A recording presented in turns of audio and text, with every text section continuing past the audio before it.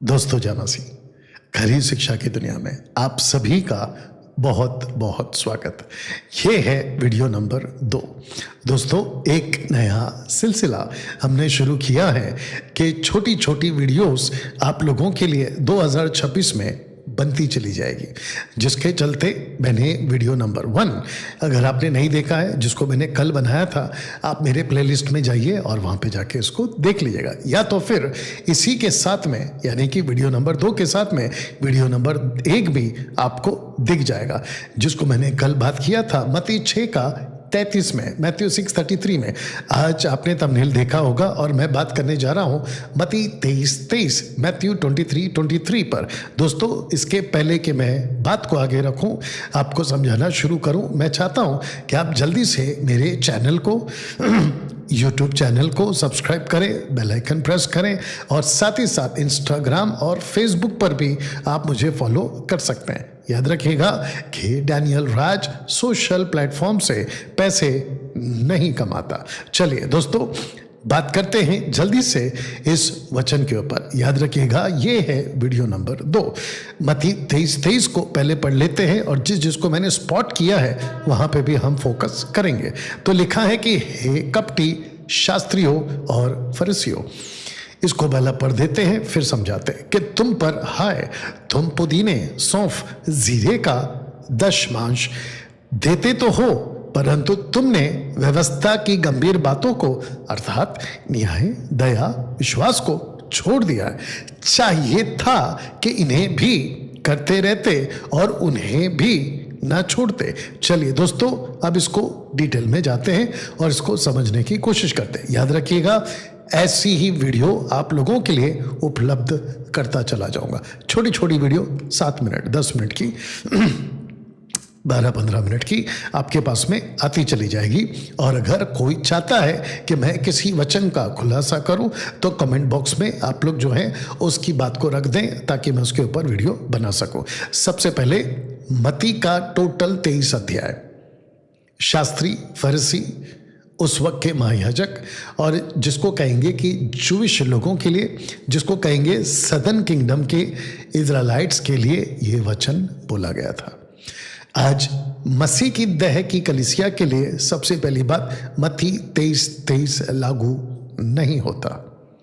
पेटू सेवकों ने wrongly interpret किया है, गलत तरीके से आपके पास में इस वचन को पहुंचाया है और जिसके चलते कई 100 सालों से, कई सदियों से ये जो 23:23 है, खास करके दशमांश के को लेकर या दशमांश के बारे में ये कॉन्क्रीट बन चुका है पेटू सेवकों के द्वारा।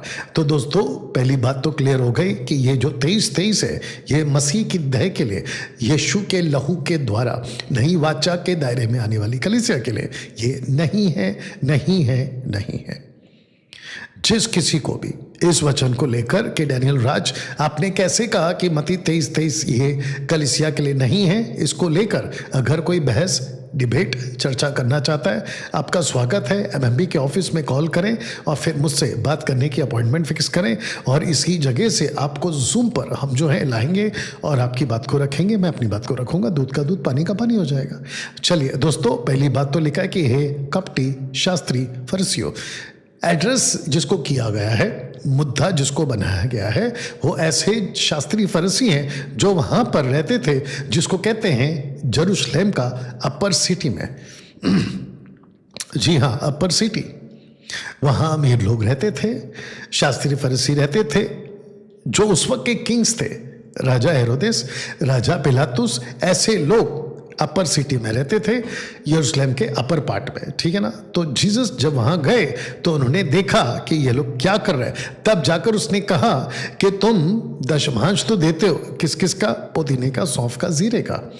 फिर वो कहते हैं कि तुमने व्यवस्था, अगर व्यवस्था की बात यहाँ जीसस कर रहे हैं तो इसका मतलब ये है कि जिस बात को रखा जा रहा है वो रखा जा रहा है व्यवस्था के दायरे में आने वाला दशमांश को लेकर। व्यवस्था के दायरे में जो दशमांश आती है वो 3 तरह के लोग पाते थे। इजरायली देते थे, शास्त्री फरीसी, माफ करना, लेवाइट्स को। इजरायली लेवाइट्स देते थे याजकों को। याजक यानी कि उसमें याजक भी आ गए, हाई प्रीस्ट भी आ गया, जो कि हारून से शुरू हुआ था। तो उस संदर्भ में, उस कॉन्सेप्ट में आपको हमेशा टाइथिंग या दशमांश को गिनना है। जो स्कॉलर्स होते हैं ना बाइबल के, जो पक्के मजे हुए खिलाड़ी होते हैं, वो कभी भी वचन का इधर का उधर नहीं करेंगे। लेकिन जो कच्चे खिलाड़ी हैं, बाइबल उठा लेते हैं, नींद से उठकर प्रचार करते हैं, जिसको ना तो ए पता है, ना बी पता है, ना सी पता है वचन का, कॉन्टेक्स्ट को नहीं पढ़ते और फिर अनाप शनाप बक देते हैं। और क्योंकि बाइबल में लिखा है, बाइबल की एक एक लाइन को ले लेते हैं, वो चाहे शैतान ने कही हो या फिर किसी पाखंडी ने कही हो, मसीह के देह के ऊपर, लोगों के ऊपर थोप देते हैं, जो कि सरासर गलत है। लेकिन दूसरा तिमोथी 2 अध्याय वचन 15, 16, 17 के हिसाब से पौल कहता है कि वचन को सही तरीके से संभाल लाने वाले ही लज्जित नहीं होंगे, लेकिन जो नहीं लाता है वो लज्जित होंगे। याद रखिएगा, इब्रानियों 13:20, यीशु मसीह बड़ा पास्टर है। एक दिन वो सारे पास्टरों का सामना उसका करना पड़ेगा, जीसस का सामना करना पड़ेगा, क्योंकि वो महान रखवाला है। दोस्तों, दशमांश देते थे, परंतु यीशु कहते तुमने व्यवस्था की गंभीर बातों को छोड़ दिया। व्यवस्था की गंभीर बातों को, अर्थात न्याय, दया, विश्वास को छोड़ दिया। अब जो सी पार्ट है इसका जो सी पार्ट है वो है चाहिए था, ये वाला चाहिए था कि इन्हें भी करते रहते, किन्हें? जीरा, पुदीना, सौंफ, जो तुम दे रहे हो इन्हें भी करते रहते। अब नीचे का लाभ पढ़िए, उन्हें भी ना छोड़ते। उन्हें और इन्हें का खेल है। अब इन्हें भी ना छोड़ते, उन्हें भी करते रहते और इन्हें भी ना छोड़ते। तो दशमांश के पेटू सेवकों ने भाई ये जो नीचे का पार्ट है ना, उसको पकड़ लिया आउट ऑफ कॉन्टेक्स्ट में। कहते कि देखा, यीशु ने कहा है कि दशमांश दो। सबसे पहली बात, यीशु ने किससे बात करी, इनको समझना जरूरी है। यीशु किसको कह रहे हैं कि तुम इन्हें भी ना छोड़ते, ये भी समझना जरूरी है। मत्ती 23 अध्याय, मत्ती 27 अध्याय आते आते और बाकी 3 किताबें जिसको सिनॉप्टिक गॉस्पेल्स कहते हैं, मैथ्यू, मार्क, लूक, जॉन, मत्ती 27 आते आते जब यीशु ने कहा कि पूरा हुआ, it is finish, that means it has been paid, सब कुछ कीमत दे दिया गया। आपका नया नियम और नई व्यवस्था और कलीसिया का कॉन्सेप्ट वहां से स्टार्ट हो जाता है। उसके बाद पौलुस की एंट्री होती है और पौलुस जो है, ढंके की चोट पे ओपन चैलेंज दे रहा हूं, 10 लाख का इनाम ले लेना मेरे से, ठीक है ना। पौलुस ने कभी नहीं कहा नई कलीसिया को, यानी कि नई वाचा की कलीसिया को, यीशु की दुल्हन को, कि तुम्हें दशमांश देना है।